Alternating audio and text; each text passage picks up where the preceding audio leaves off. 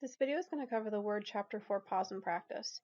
Our first step is to locate this brochure file, right-click on it, rename it. I'm going to put in my initials, where you should put in your initials, space PP space W4-1. Once we get that file and open it up, our first step is going to be at the end of the document, at the end of that blank line, and we are going to go to the Insert tab and insert a table. So I'm going to hit Enable Editing here. We're going to scroll all the way to the bottom and click this blank line, and we're going to go to Insert, make this into a split page, and go to Table, and we are going to put in a 3x7. So you're going to go down to 3x7 table, and I copied and pasted this information. Doesn't look like it took the first time. I'm going to hit Control Z to undo that and select these couple of cells and then Control V it in. You can copy and paste the information over, or you can type it up. I copied and pasted mine over, so I'm going to have a little bit of editing to do. But you're going to type in commitment to the needs of the client and put in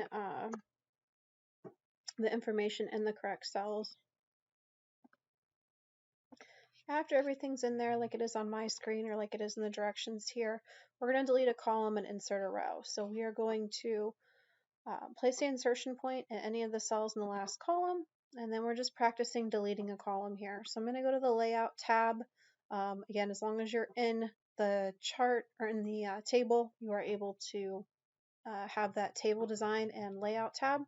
And we're going to go into the delete option here, and we are going to hit delete column. From there, we are going to place the insertion point in the second row and click insert below. So we are going to click in the second row. So we're going to click in communication, and then I'm going to hit insert below, and I'm going to type in trust. Begins with communication. Again, all of this should be typed in here without spelling errors, and make sure you have your punctuation correct. And then we're going to click in the last cell of the table, and I'm going to hit insert below again, and I'm going to type in win-win is always the goal. Then we're popping down to number 6, where we're going to auto fit the table. So we are going to place the insertion point in the table, which it already is, and we're going to click the auto fit button on our ribbon. Should be about the center of your ribbon. We're going to hit auto fit contents, and then we're going to be somewhere in the first column. Place the insertion point somewhere in the first column, and even if you hover over top of the first column, you can select the entire column with this little black arrow, and that's what I'm going to do. And I'm going to change the width here to 1.2, and then I'm going to change the width of the second column to 2.0.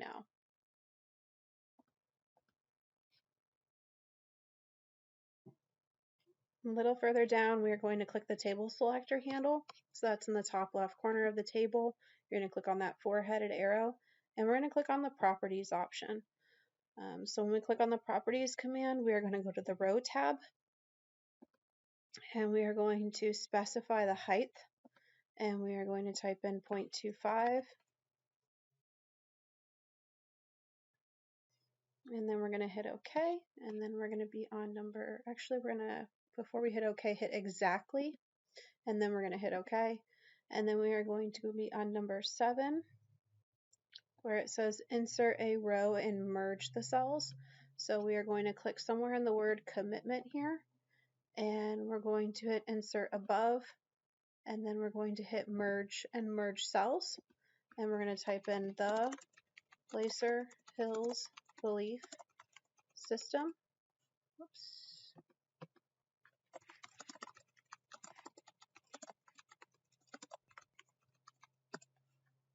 And then we are going to select the 2nd through 10th rows, and we are going to apply a sort order. So we're going to go up to data, and we're going to go into sort, and we are going to sort by column 1. So in this drop-down menu here, we want to choose column 1. We're going to leave ascending, and then we're going to hit OK, and this will sort commitment down to win-win, so it's in alphabetical order. And then we are going to change the cell margins. So we are looking for the cell margins on our ribbon. So mine's in my alignment group. We're going to click on cell margins, and we want to change the left and the right to 0.05. So I'm going to hit the down arrow till we get to 0.05. And then I'm going to make sure that everything else matches the directions and everything is good. We're going to hit OK. And then there's an align center button, which is the second alignment button in the alignment group. So we're going to hit the alignment group. Here's this center align center option, and this will align the title both horizontally and vertically. Then we're going to hit Control S, and then FN F12 or File Save As, and we're going to backspace out the 1 and put in a 2. Scrolling down to the next section, we are going to apply a table styles option to this table. So we're going to select the entire table, and we're going to go into our table designs, and we are going to look in our grid tables section. We are looking for grid table 5 dark accent 3. So again, if you hover over top of these, screen tip will pop up and it'll tell you which one. We're looking for grid table 5 dark accent 3. And then we're going to select the first row of the table. And we're going to change a couple of borders. And I'm actually going to go ahead and center this up now. I may have missed that direction earlier, so I'm going to hit Control E to center this content up if it's not already centered.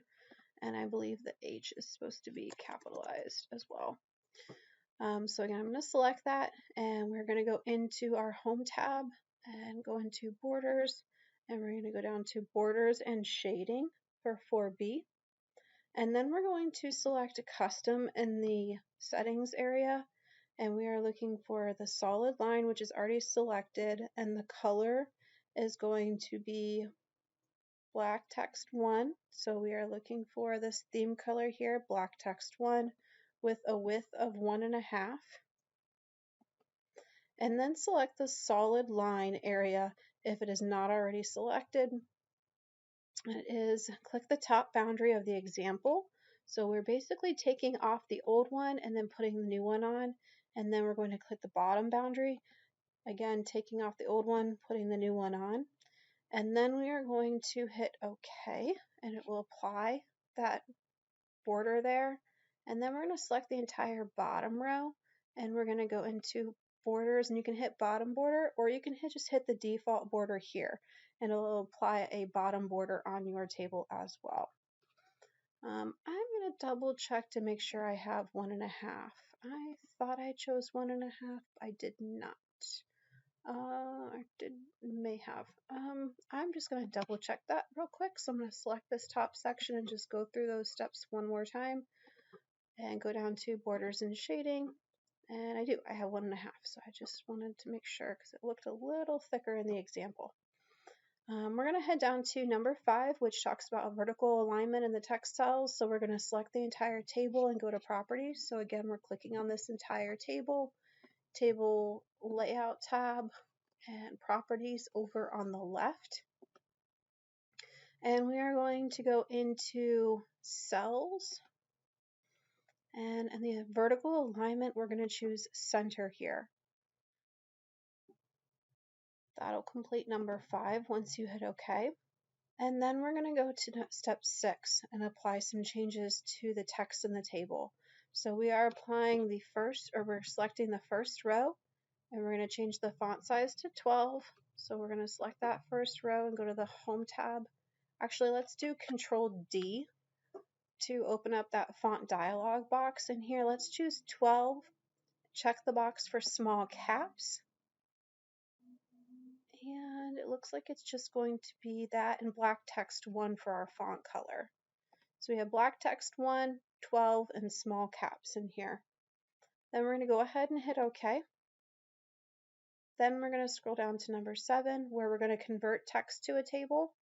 So we are going to scroll up, and we're going to select phone down through Cavalli. Make sure that you include this paragraph mark, not this paragraph mark. And we're going to go to Insert and Table, and the third available option up from the bottom should be Convert Text to Table. From here, we're going to choose the AutoFit Contents option in the center. We're not going to change anything else, and then we're going to hit OK. Once this table's been created, we are going to be on number 8, and we are going to remove all the borders and add a custom border and shading to the table. So back over on the table, we're going to go into borders, and we're going to go into borders again, and we're going to hit no border. Then we're going to go back into border, and we're going to hit bottom border, back into border, and hit top border. So we've added a top and a bottom border after we removed all the borders. Then we are going to choose a shading option here, and we are going with green, olive green, accent 3, lighter 80%. It's the second one down in the green column. And then you can view your grid lines or not view your grid lines. You don't necessarily need to view them. That's on the table layout tab in the table group. But you get the idea of what that does in that picture. And then we're going to hit Control S, and then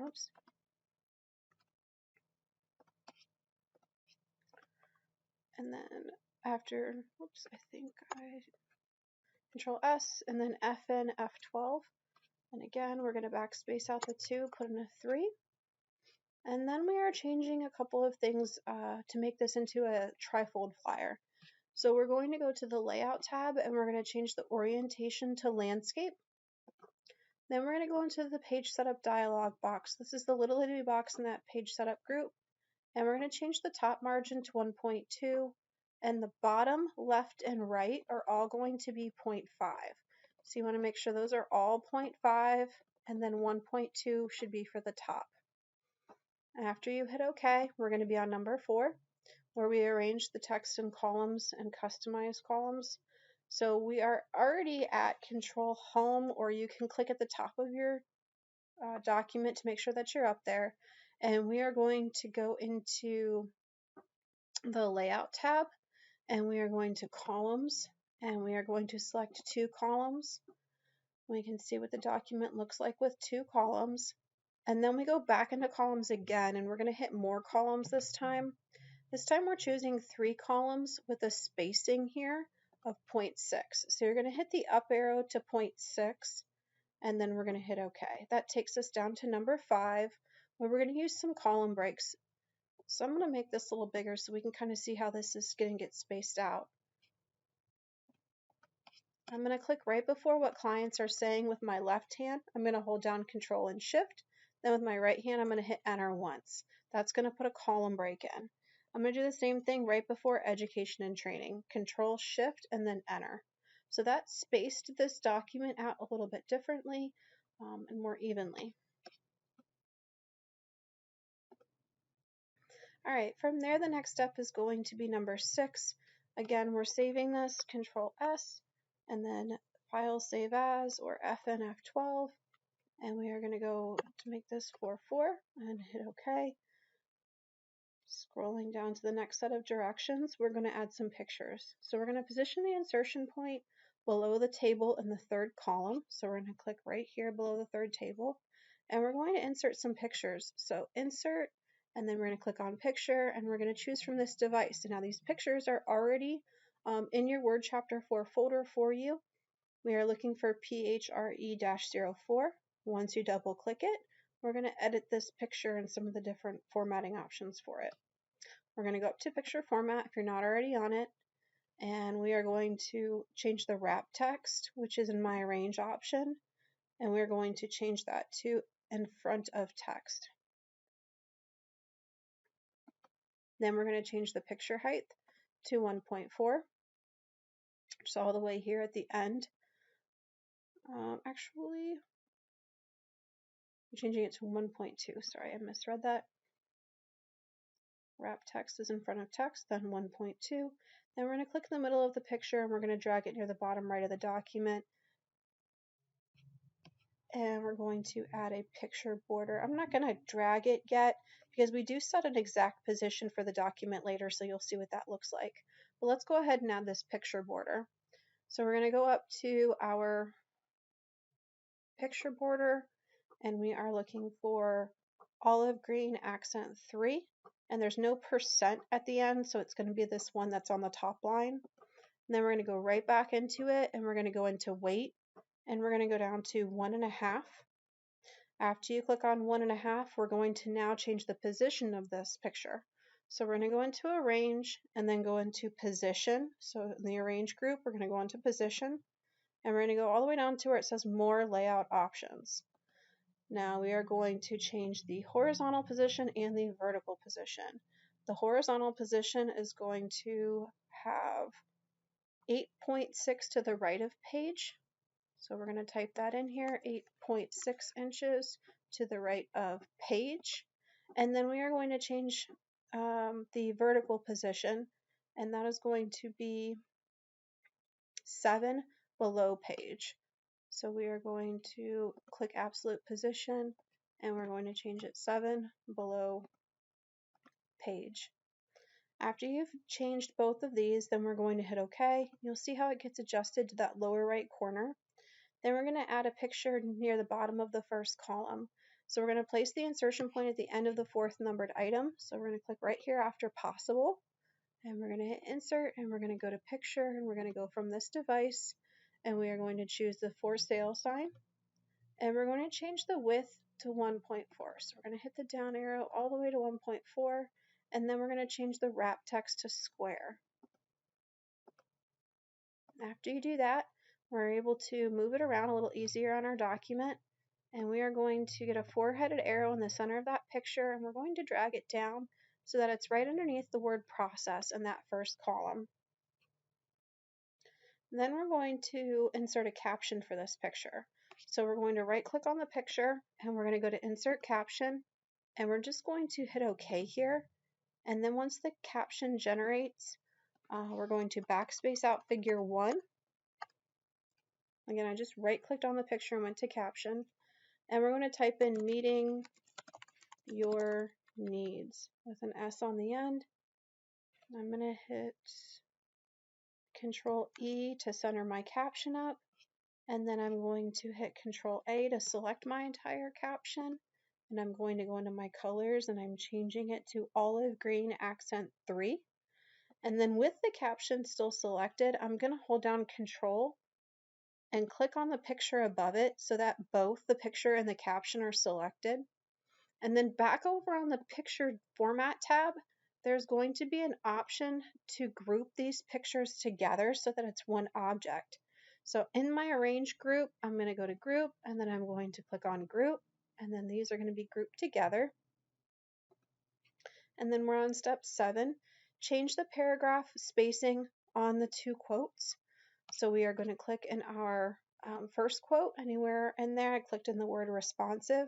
I'm changing the after spacing to 12, so I'm on the layout tab, and I'm changing the after spacing here to 12, and I hit enter.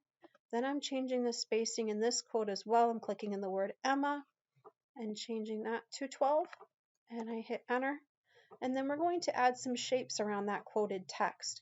So we're going to go into insert tab, and we're looking at shapes. It's going to be the first one in your callouts in the bottom left corner.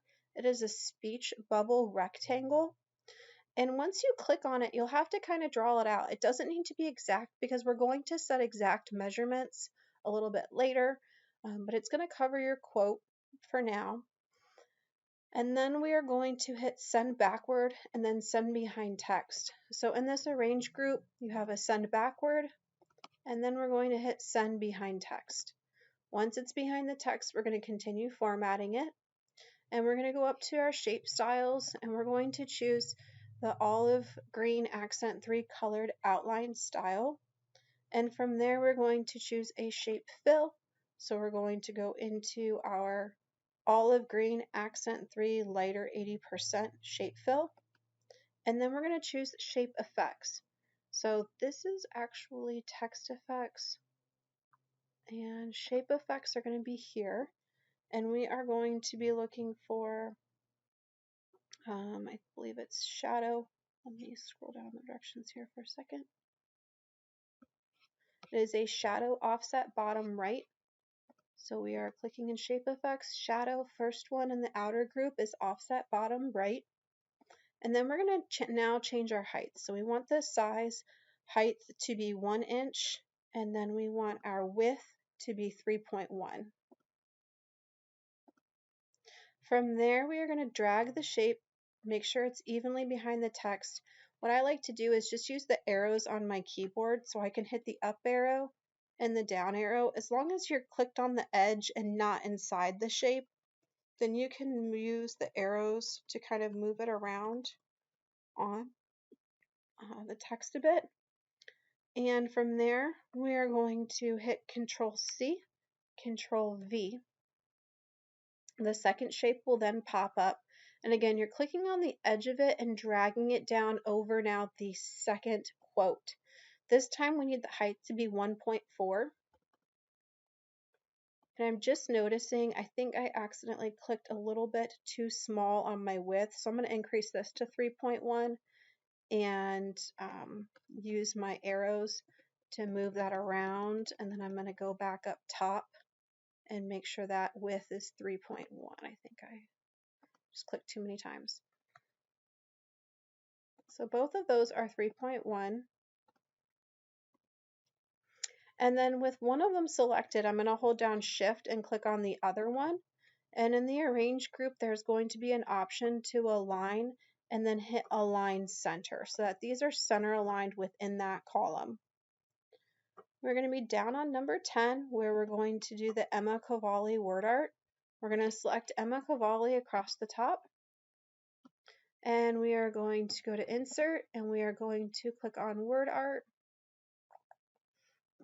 In the text group, we are going to choose Gradient Fill Gray. So that should be the second one down in the first row, Gradient Fill Gray. Once the word art is applied, we're going to change the size. So we're going to change the height to 0.8. And then we're going to change the width to 3.6.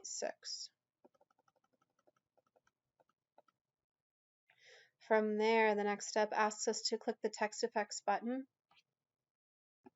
And we are going to go with Reflection, and then the first one, and the Reflections variation, which is Tight Reflection Touching.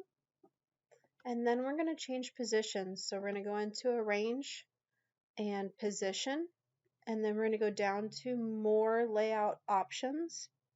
And then we are going to do absolute positions for both of these. We're going to do 0.2 to the right of page and then 0.2 below page so that it's in this really snug in that upper left hand corner. So 0.2 to the right of page, 0.2 below page. Then we're going to place the insertion point at the beginning of the second column and we're going to click icons. So I'm clicking right here before what clients are saying, and we're going to go to Insert tab and we're going to click on icons. And then we're going to type in the word house. And I am looking for a house of your choice. It does not matter which one you pick. I'm going to choose the one with the chimney and hit insert. Once the house is in there, we're going to change the height to 0.8 and wrap text to in front of text. So you can change the wrap text in a couple of places. This time I'm using the option in the top right corner of the icon. But you have to hover over each of these to see which one is actually in front of text. And then I'm going to change the position. So I'm going to close out of my layout options here and go into position and go all the way down to where it says more layout options. And this says 3.7 to the right of page. So I'm going to type in absolute position 3.7 to the right of page. And then we're going to do an absolute position for the bottom, 0.2 below page. So it's going to appear right after that word art. From there, we're going to edit the alt text on this. And we're going to edit the alt text on a couple of other things as well. So we're just going to right click on the image and go to where it says edit alt text. And we're going to type in icon of a home. Then we're going to click on for sale sign down here, and we're going to type in for sale sign.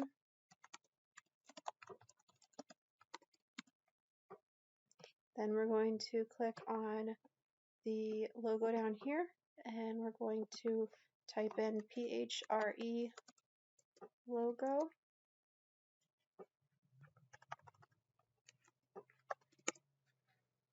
And then we are finished with number 12. And you can double check it with the picture that's listed there and with my screen. And then that completes the Word Chapter 4 project.